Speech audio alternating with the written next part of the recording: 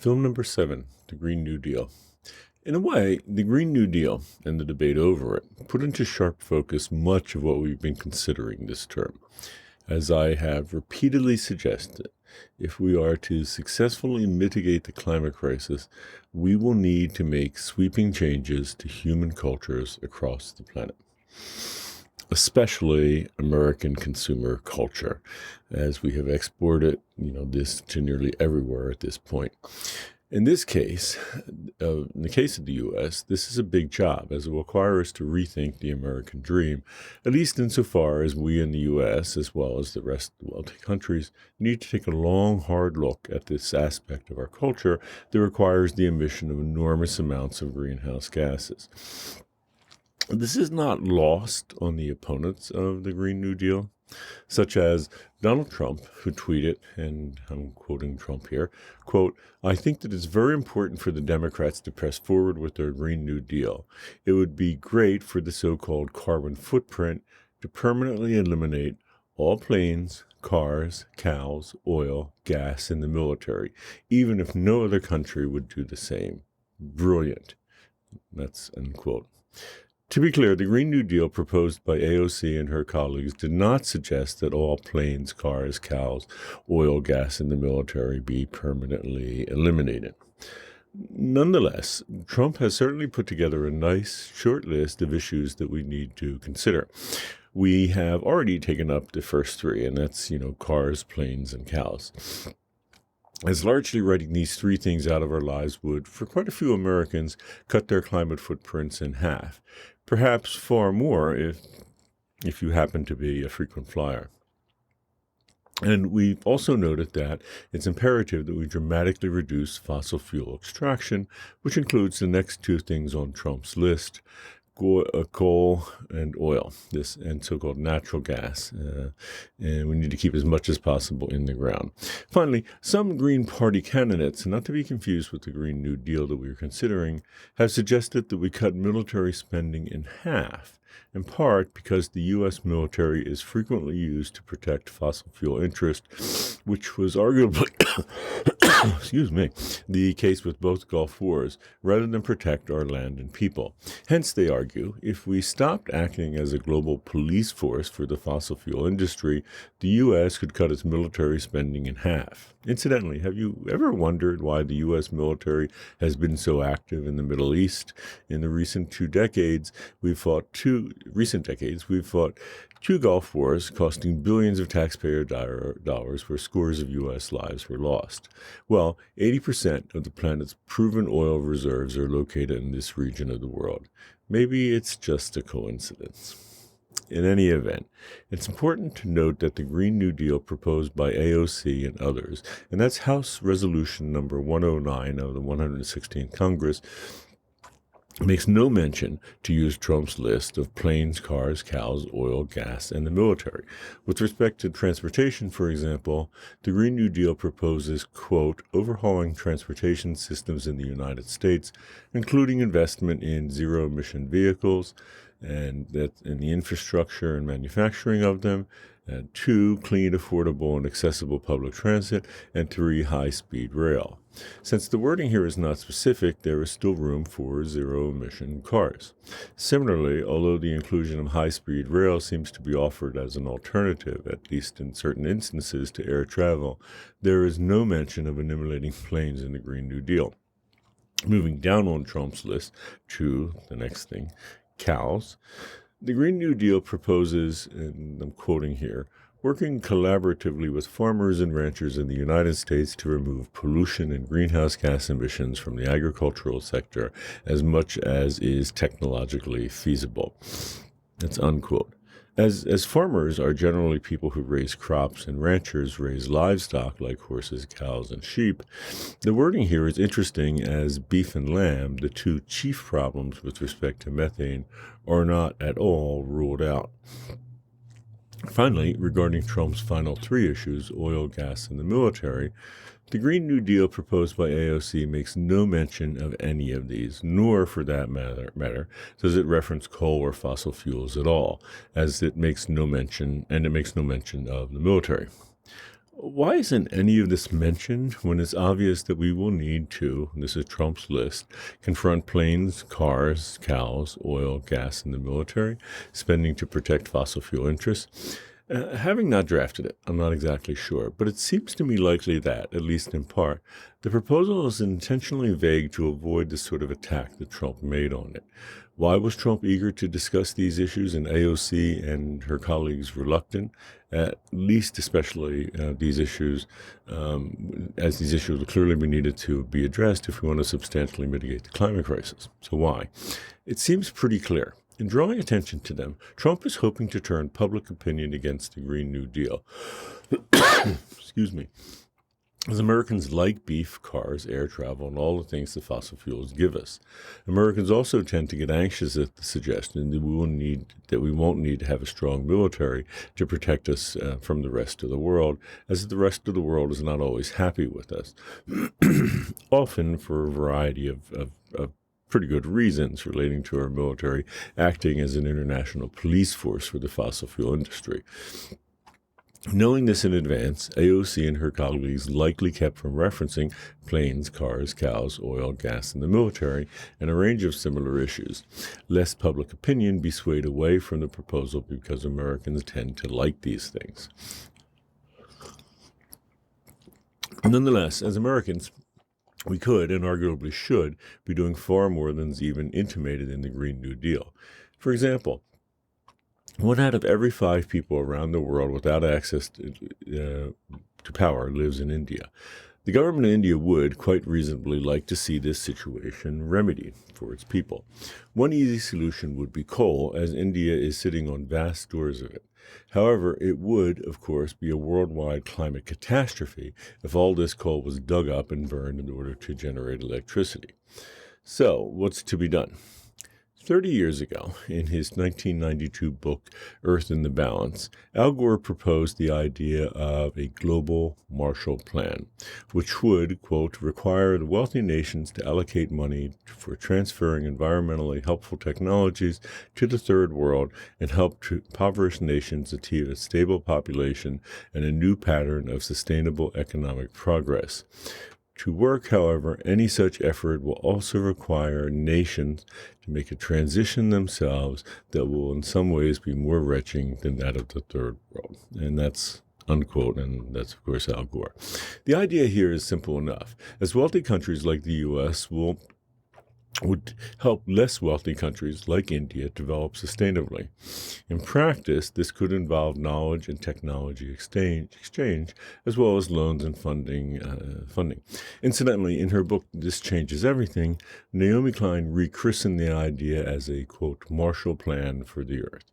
How might this work in practice? If you've watched Al Gore's An Inconvenient Sequel, you might recall that at COP21, Gore was feverishly negotiating with the U.S. company Solar City to license part of their technology to India, free of charge, which they, quite commendably, agreed to do.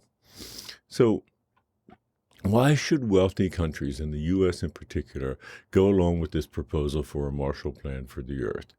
There are a number of reasons, but 2 stand out. 1, the U.S. has been the world leading economic power since the end of the 19th century. And not coincidentally, this corresponds with our developing a massive fossil fuel economy.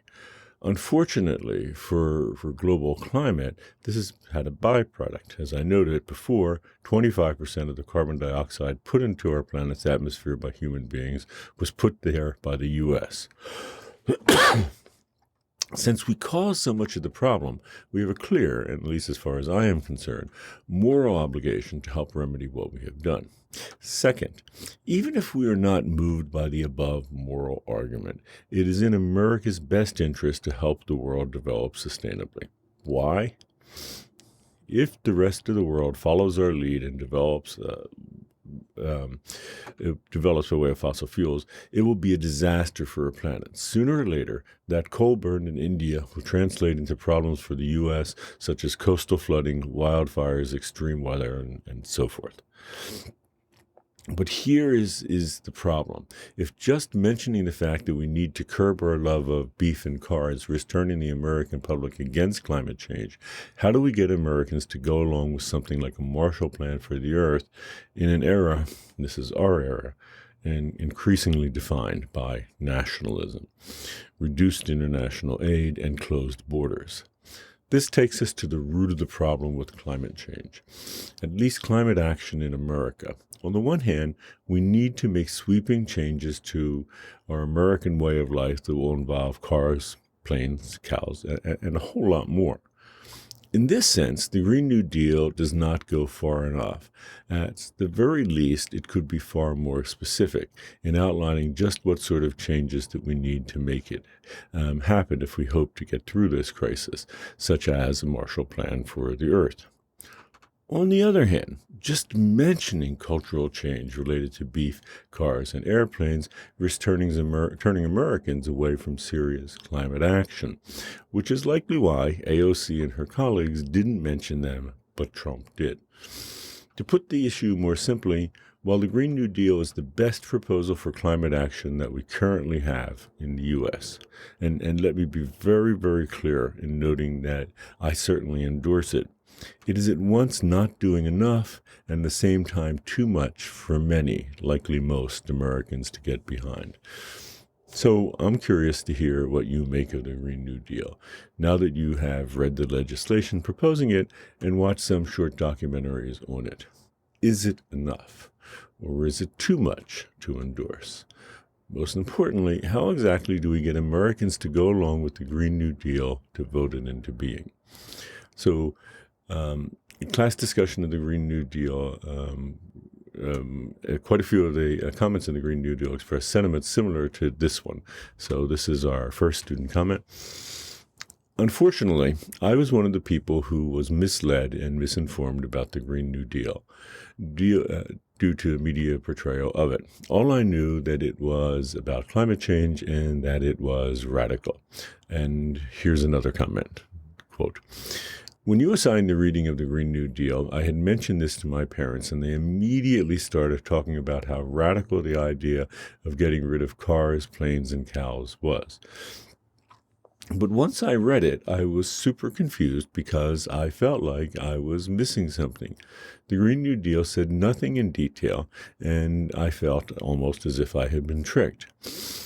After watching the videos, I realized that the media and politicians have been overtly tricking Americans into believing the situation is worse than our current situation. Platforms only talk about the negative effects of the Green New Deal, leaving passionate activists to sound like they are crazy. Because they are so outnumbered, the voice of reason is being trampled by climate deniers and those who are desperate to continue business as usual. As a nation, it is our job to implement a change. Maybe if we take this first step, other countries will follow in our footsteps and we can save the planet." Close quote. Great comment. The Green New Deal is the most sweeping climate plan ever proposed in the U.S. Congress. Arguably, it is one of the most important resolutions ever proposed in Congress, period. Why?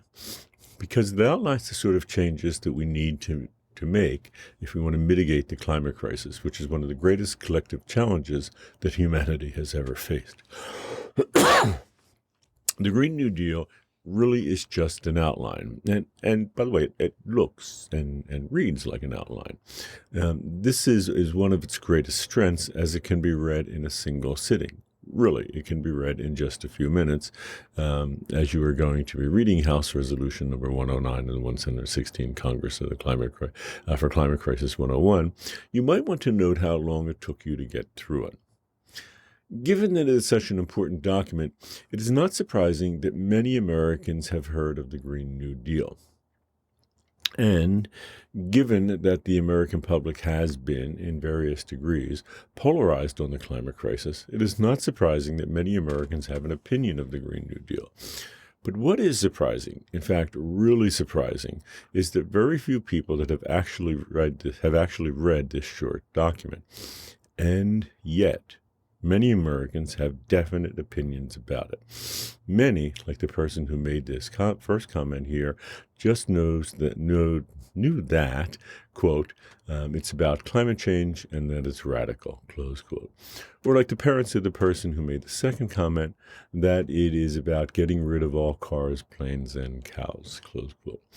For a democracy like ours to work, the voting public needs to understand the issues impacting our country, our planet, and all of us. Individually and collectively, the difficulty is that there is a layer between us and the lawmakers that we elect to serve as our representatives in government. That layer is the media. In general, where do we get many of our ideas? Sometimes it's through direct human contact with friends and family. But excuse me, but where do they get many of their ideas? In the third quarter of the 21st century, most of us, either directly or indirectly, learn about the world through various media outlets that disseminate the information on the internet. Then, when it comes to learning about something like the Green New Deal, we generally learn about it indirectly. Unfortunately, all sorts of perspectives are bandied about on the internet. For example, when I entered, quote, Green New Deal into my browser, and that was Google, while I was offered a New York Times article on, quote, what is the Green New Deal, climate proposal explained, a Fox News op-ed also popped up entitled, quote, Green New Deal would destroy American dream, create American nightmare.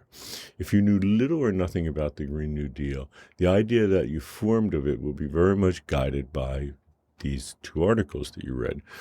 This is, in part, why perceptions of the Green New Deal vary significantly among Americans, U.S. citizens. But what if you just took a few minutes and sat down and read House Resolution number 109? After doing just that, as it was assigned for Climate Crisis 101, someone made this apt comment, and this is our next comment.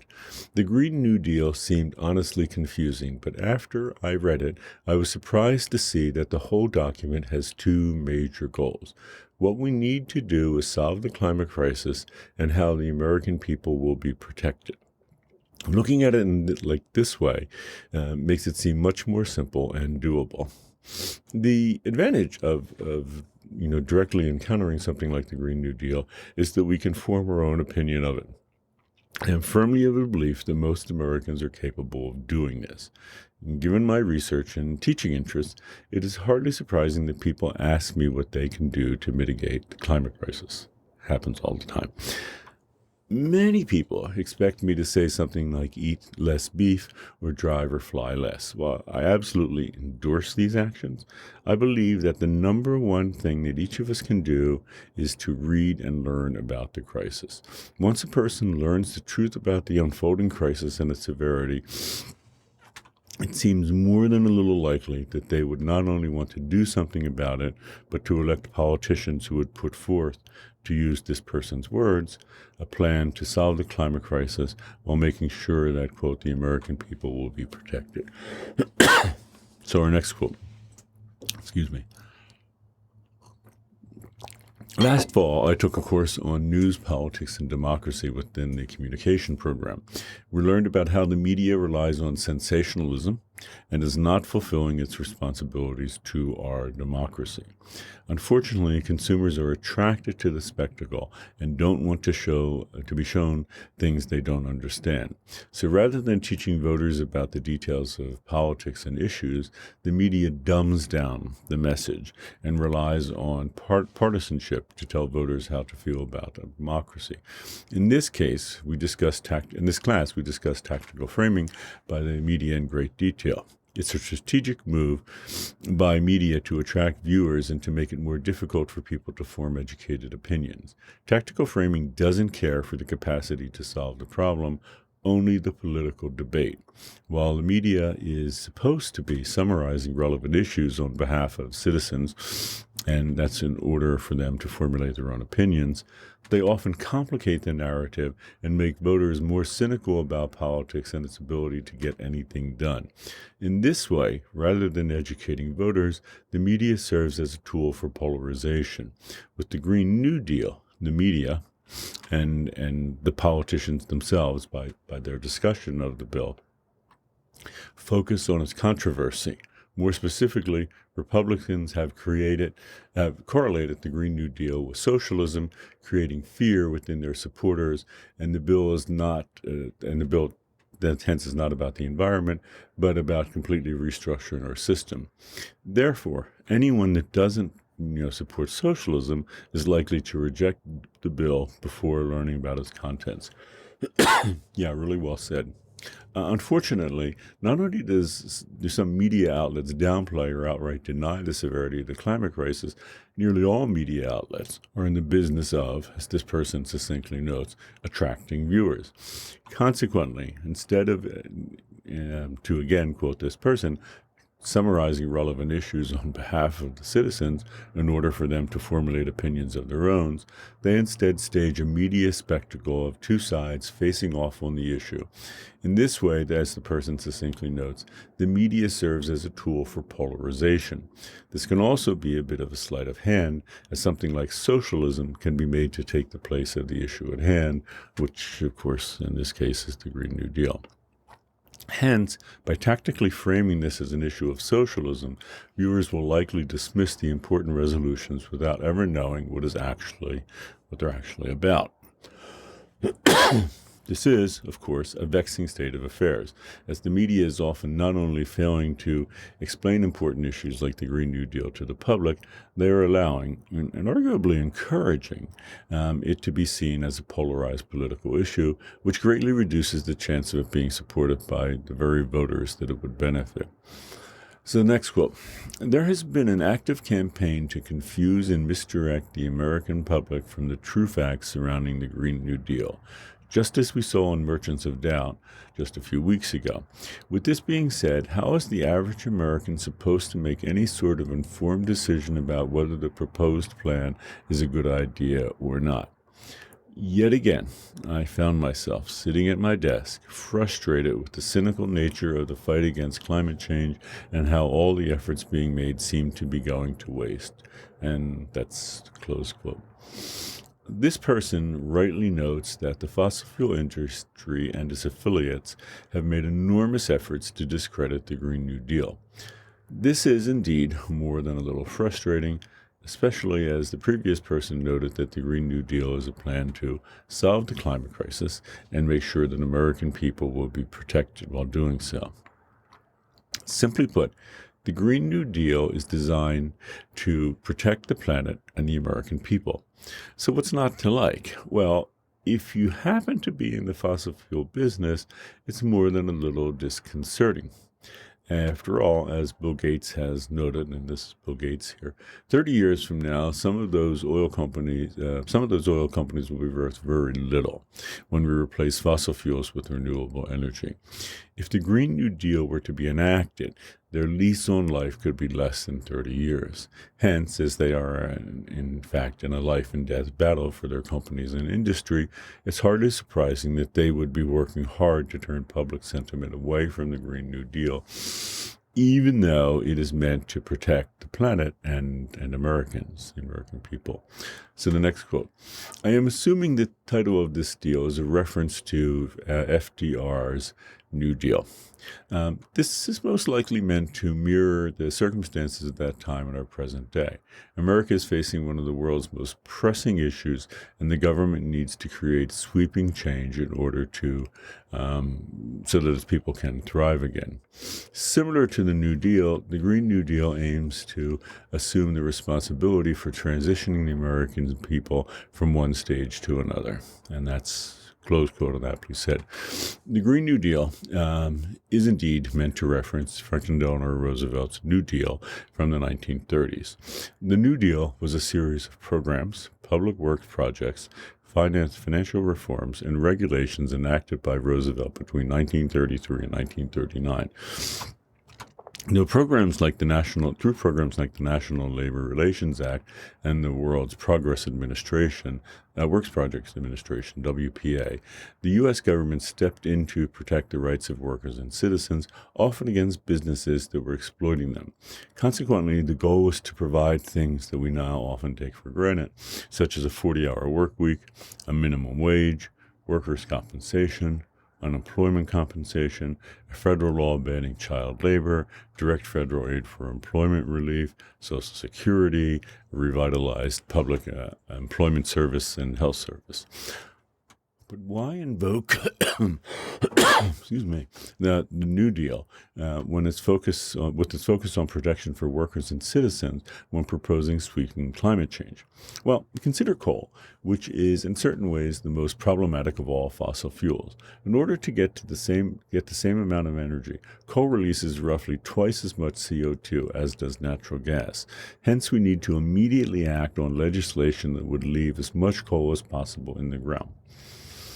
The problem is there are certain areas of the U.S., such as West Virginia, where a significant number of people have for generations made their living from the mining of coal.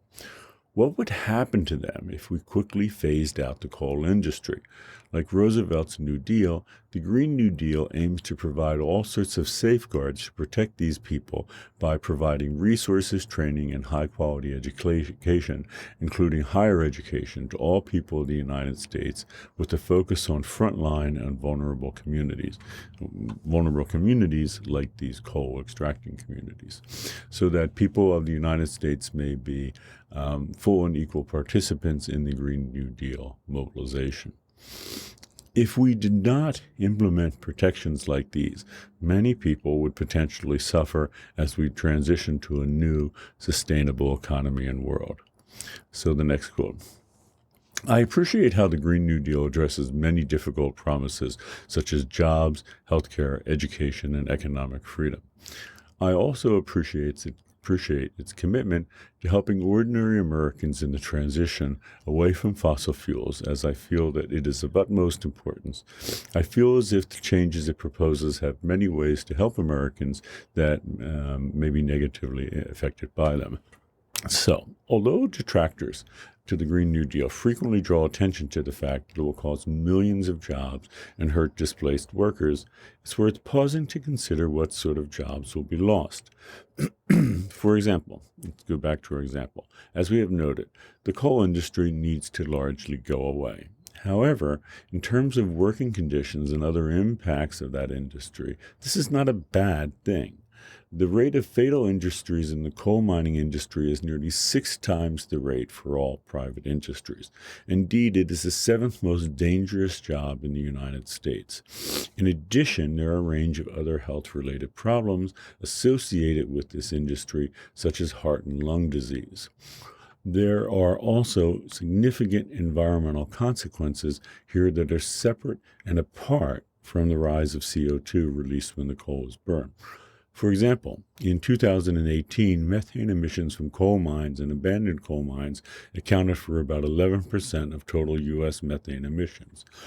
The great deal of attention has rightly been given to the beef industry, which is responsible for releasing 11% of methane emissions. However, the coal industry is responsible for methane emissions that are around 40% of this.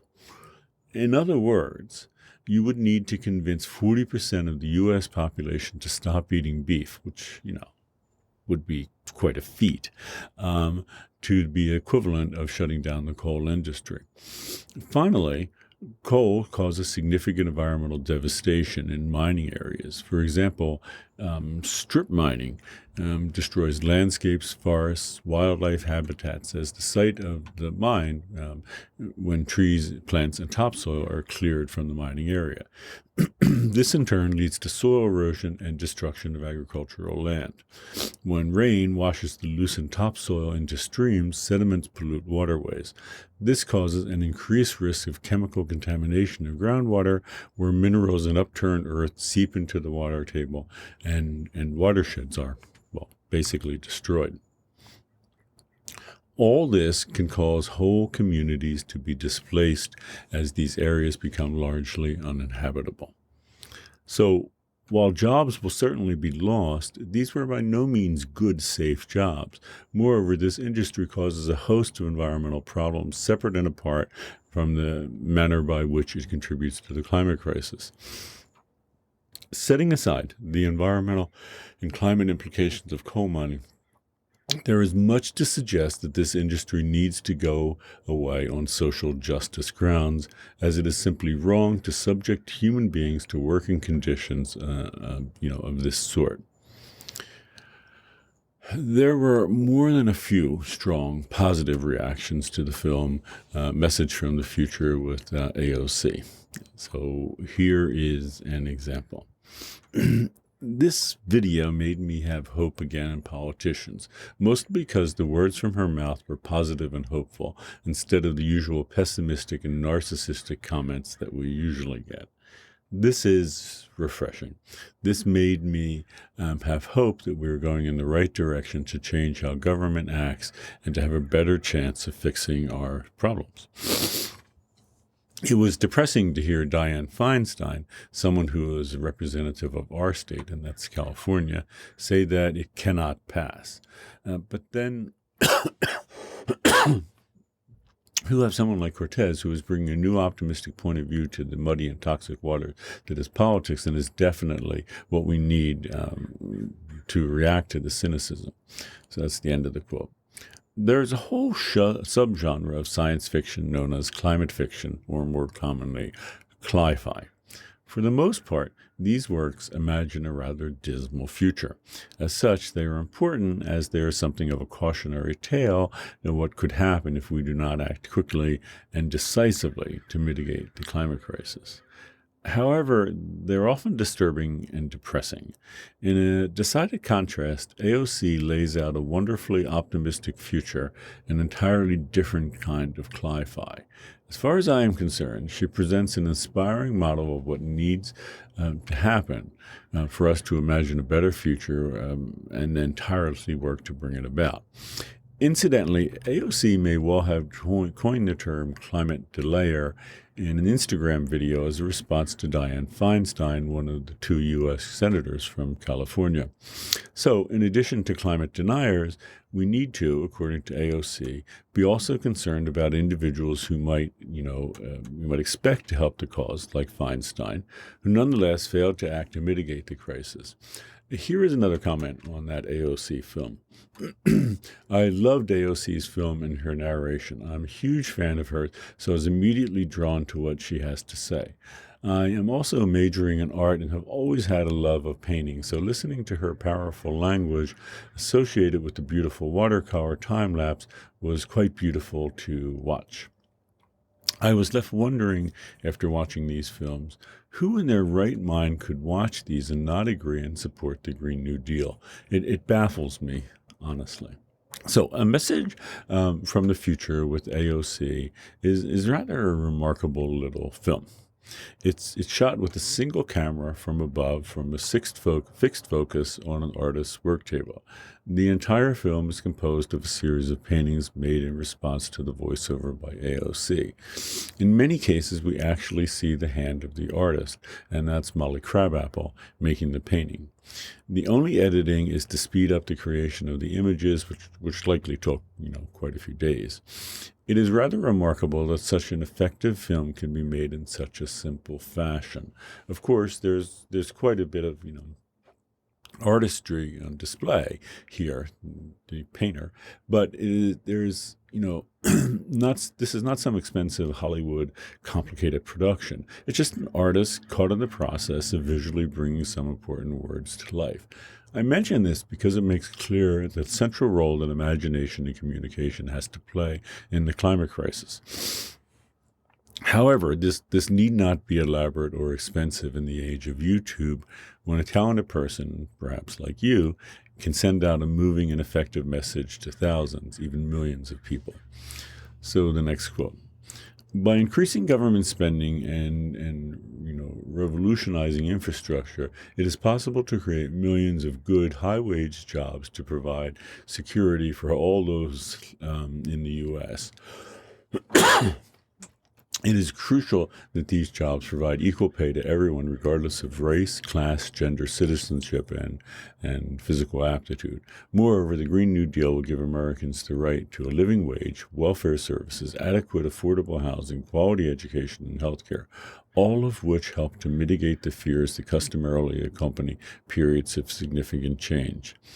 These efforts will create healthy, sustainable, inclusive communities that are ready and willing to adapt to major policy reforms.